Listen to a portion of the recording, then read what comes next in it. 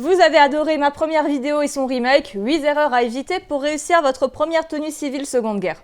Sauf qu'en fait, vous voulez faire du militaire. Alors on va voir ça tout de suite. Bonjour et bienvenue dans ce nouvel épisode de Demande à ta grand-mère.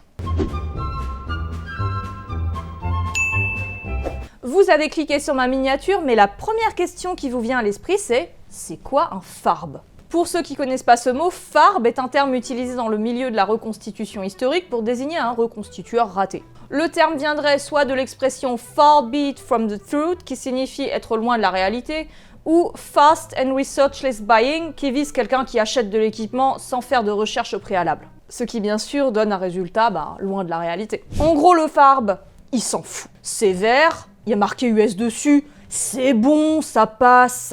Le terme farbe peut également s'appliquer au comportement. J'avais évoqué les comportements inappropriés dans la reconstitution dans cette vidéo. On entend principalement ce mot dans le milieu de la Seconde Guerre mondiale, mais ça peut s'appliquer à n'importe quelle période.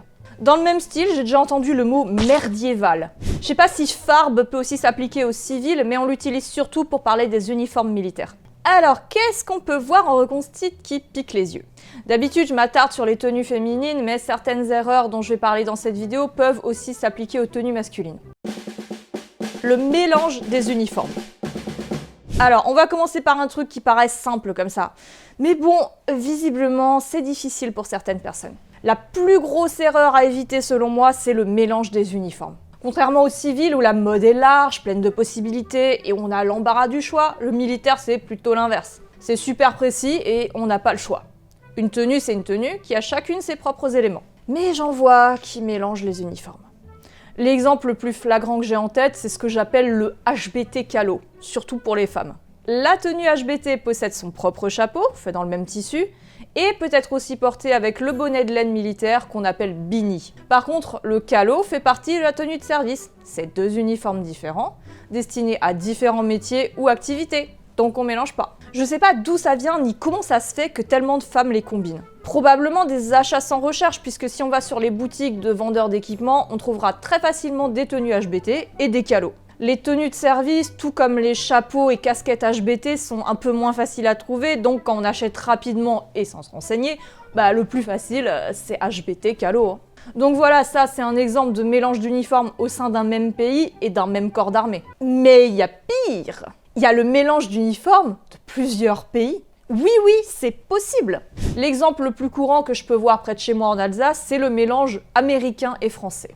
Alors oui, il y a une chose qui est vraie, c'est qu'en fin de guerre, les Français ont récupéré du matériel US. Donc c'est bon, pour faire du français, on met l'uniforme US et un calot français. Non, c'est pas bon.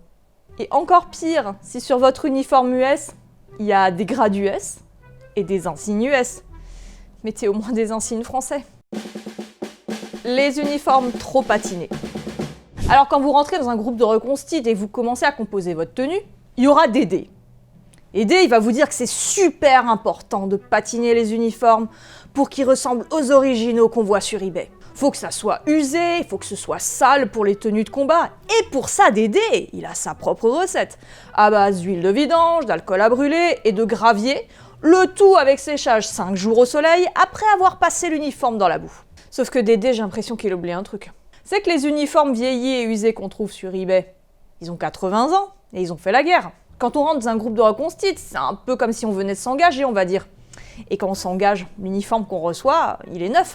Donc rassurez-vous, vous n'avez pas besoin de démolir votre belle veste Hike pour être correct. Ça me rappelle d'ailleurs la fois où quelqu'un de l'assaut où j'étais par le passé est venu carrément me marcher sur les pieds en me disant « Mais elles sont trop propres tes chaussures !» Bah merci, je venais justement de les cirer. C'est écrit dans les documents de règles donnés aux soldats à l'époque qu'il faut prendre soin de ses affaires.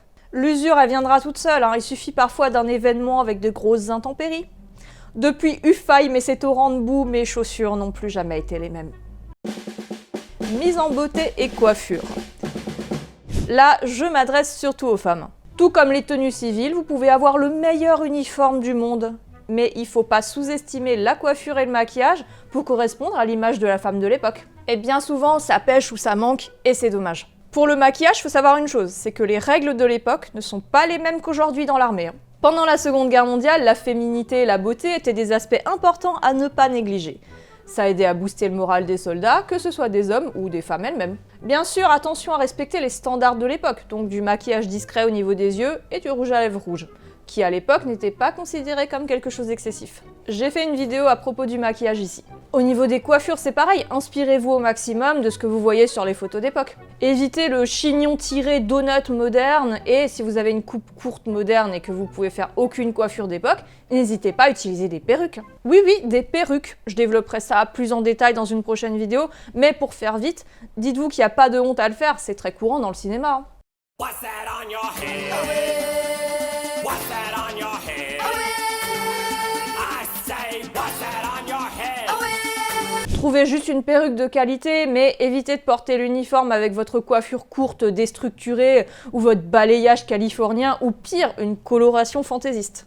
Je sais que la coiffure et le maquillage sont souvent considérés comme des sujets futiles et quand je discute avec les personnes concernées, il y en a beaucoup qui m'ont répondu tout simplement ne pas avoir envie. Sauf que quand on fait de la reconstitute, on est censé représenter une personne de l'époque. Donc j'ai envie de dire que si on n'a pas envie de correspondre à ces standards, alors vaudrait mieux ne rien faire plutôt que faire les choses à moitié et donner une image faussée au public. Ne jamais oublier que la reconstitute est une activité à but pédagogique et qu'il faut donner au public une impression de réalité. D'ailleurs, une tenue de reconstitute en anglais, ça s'appelle impression. Ça porte bien son nom, je trouve. Les grades et les décorations. Vous pouvez choisir quel type de personnage vous souhaitez représenter, et ça peut très bien être un officier gradé, c'est pas un problème. Tiens, je suis colonel. Eh ben alors, vous, chef, vous serez que commandant. Commandant... Tu vas pas être mon supérieur des fois, non? Mais qu'est-ce que ça fait, chef, puisque c'est pas vrai? Mais dans certains cas, ça peut être un problème. Si vous voulez porter des grades, n'importe lesquels, c'est vraiment important d'avoir le comportement et la prestance qui va avec. L'âge aussi. Un général 5 étoiles de 19 ans, ça va pas le faire. D'ailleurs, comme vous aimez les anecdotes, le plus jeune général de l'armée américaine pendant la Seconde Guerre mondiale était le Major General James Morris Gavin, âgé de seulement 37 ans lors de sa promotion. Donc si vous avez passé un certain âge, c'est une meilleure idée de faire un gradé plutôt qu'un soldat de troupe du débarquement, et si vous êtes jeune, abusez pas des grades, sinon vous serez pas crédible. Maintenant, les décorations, comment dire, j'ai vu des photos de reconstitueurs qui étaient aussi décorés que des généraux nord-coréens. J'en ai déjà parlé avec d'autres reconstitueurs et le fait même de porter des décorations est relativement mal vu. Moi, j'oserais pas, franchement. Les décorations, comme par exemple la Medal of Honor, c'est pas juste le titre d'un jeu vidéo ultra populaire. Les soldats qui ont eu cette distinction ont mis leur vie en danger et parfois même sont morts, et la décoration a été remise à la famille à titre posthume. N'importe quelle décoration a une signification importante et je pense qu'il vaut mieux les éviter quand on fait de la reconstitution. C'est manquer de respect selon moi. Du coup, vous partagerez pas forcément mon avis, mais vous l'aurez compris, je déconseille les décorations d'une manière générale. Bon, sinon, dans le genre décoration qui me plairait bien, par contre, il y a le trophée YouTube des 100 000 abonnés. Je sais, j'en suis loin, mais faut bien commencer quelque part. Donc, si vous aimez ce que je fais et que vous voulez pas rater mes prochaines vidéos, abonnez-vous et mettez la cloche. C'est gratuit et c'est le meilleur moyen de m'aider. Porter du vert ou du moderne. Dernière grossière erreur et ensuite je vous laisse tranquille. Venir en reconstitute en portant juste du vert ou des vêtements militaires modernes. Respect to all of you for wearing your camouflage. C'est pas une bonne idée encore une fois parce qu'il faut penser au public.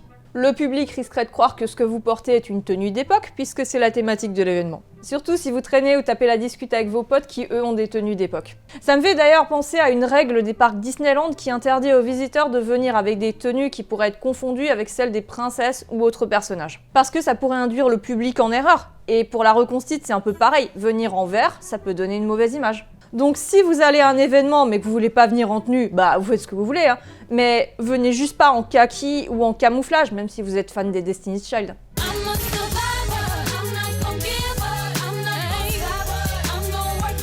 Et maintenant, pour finir cette vidéo, je vous donne l'ultime conseil. Celui qui fait que vous pouvez pas du tout vous tromper quand vous construirez votre uniforme. Regardez des photos d'époque. Vous en trouverez des milliers. À bientôt pour une prochaine vidéo.